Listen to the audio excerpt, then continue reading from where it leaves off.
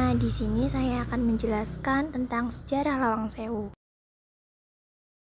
Gedung yang berdiri kokoh dan megah di Simpang 5 Kota Semarang itu masih menjadi jantung kota Semarang hingga kini.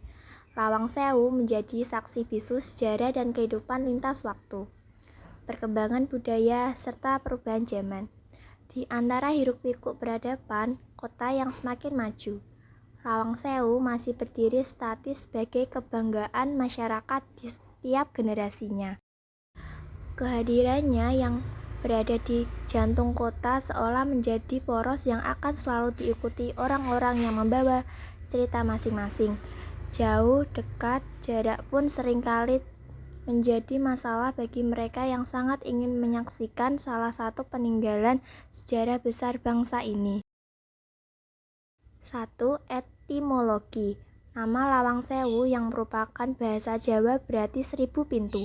Nama tersebut juga sebuah julukan supaya masyarakat lebih mudah menyebutnya. Saat ini bangunan ini menjadi aset milik PT Kereta Api Indonesia atau disebut juga dengan KAI yang menjadi museum serta galeri untuk mengenang sejarah perkeretaapian di Indonesia. 2. Tata letak. Disebut Lawang Sewu juga karena jumlah pintu yang ada di gedung ini sebanyak 429 buah, beserta jendela tinggi sebanyak 1000. Gedung yang memiliki 3 lantai ini tempatnya beralamat di Jalan Pemuda di tengah kota Semarang. Perletakan batu pertama dilaksanakan pada tahun 1904 dan selesai pada 1919. Namun, gedung ini sudah mulai dibuka untuk digunakan pada sekitar tahun 1907. Secara keseluruhan, Lawang Sewu ini merupakan sebuah kompleks yang terdiri dari 2 bangunan utama. Setiap bangunan memiliki 2 gedung, gedung A dan B serta C dan D. Gedung A merupakan bangunan yang menghadap ke Tugu Muda dan memiliki 2 menara kembar. Bangunan pertama ini juga kebanyakan menggunakan kaca patri besar, tangga utama di bagian tengah serta jalur menuju lorong bawah tanah. Tepat di belakang gedung A, merupakan gedung B yang memiliki 3 lantai. Pada lantai 1 dan 2 sering digunakan untuk bagian perkantoran, sedangkan lantai 3 berfungsi sebagai loteng. 3. Sejarah. Sama halnya dengan tempat bersejarah lainnya, Lawang Sewu juga merupakan bangunan tua yang menjadi saksi bisu perubahan zaman serta peradaban di sekitarnya. Untuk membicarakan sejarah Lawang Sewu, mungkin kita harus kembali pada tahun 1864 saat program pemerintahan Belanda ingin membuat jalur kereta api pertama kali di Indonesia. Pada saat itu, untuk menempuh perjalanan antar kota membutuhkan waktu yang cukup lama.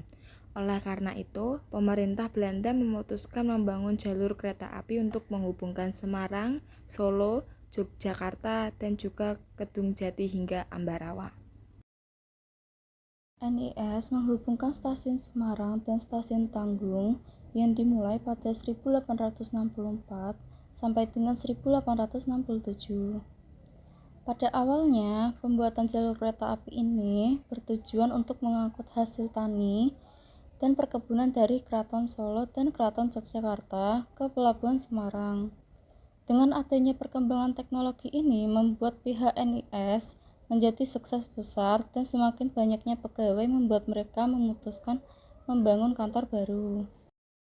Melalui proses pembangunan bertahap, Gedung Lawang Sewu akhirnya selesai dibangun pada 1918. Gedung ini menjadi kantor pusat perusahaan kereta api swasta milik NIS.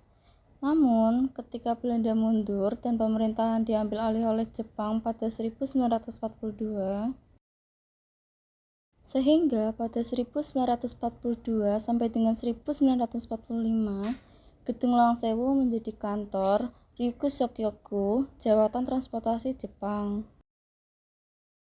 Pihak Jepang tak hanya menggunakan Lawang Sewu sebagai kantor transportasi, tapi juga menggunakan ruang bawah tanah sebagai penjara untuk eksekusi mati. Kemudian pada 1945, tepatnya bulan Oktober, pemerintah Belanda ingin merebut kembali wilayah Semarang, sehingga menimbulkan perang yang berhasil membuat pihak Jepang mundur. Setelah perang, akhirnya gedung ini berubah lagi kantor DKARI, Dejuatan Kereta Api Republik Indonesia, karena Lawang Sewu akan menjadi markas tentara Belanda pada 1946. Tahun 1994, gedung Lawang Sewu akhirnya kembali diserahkan PT Kereta Api Indonesia, yang kemudian dilakukan restorasi pada tahun 2009. Semua dinding dicat ulang, ruangan dibersihkan dan renovasi pada beberapa bagian gedung, semata-mata karena gedung ini telah menjadi salah satu cagar budaya Indonesia. Oleh sebab itu, 2011 lalu Ibu Negara Ani Yudhoyono kembali meresmikan gedung yang kini berstatus sebagai museum yang menjadi tempat pariwisata domestik dan mancanegara. Kini di Lawang Sewu tidak hanya menjadi saksi bisu sejarah perkembangan transportasi kereta api Indonesia, tapi juga menjadi gedung museum kereta api yang menyimpan banyak cerita serta perjuangan para pendahulu kita.